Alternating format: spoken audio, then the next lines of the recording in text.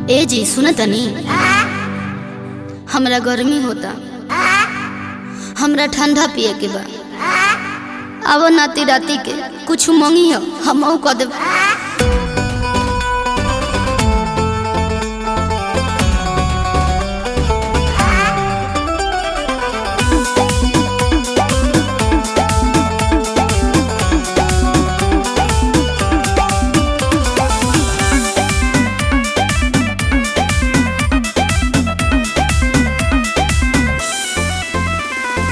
काहे के लोला लटकलू ए रानी, उल्टा बोलेलू जब कुछ कहतानी।